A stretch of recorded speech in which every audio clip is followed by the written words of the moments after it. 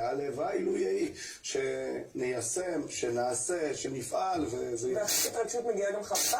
לא, ממש לא. אנחנו בסופו של דבר יצאתי מהממשלה בגלל ששחררו מחבלים, הולכים לשחרר המון מחבלים לצערי. בסופו של דבר יצאתי מהממשלה כי לא מיטטנו שלטון חמאס, בדיוק הפוך. כרגע בעזה החמאס שולט. אתה רואה תהליך מדיני שמתקיים?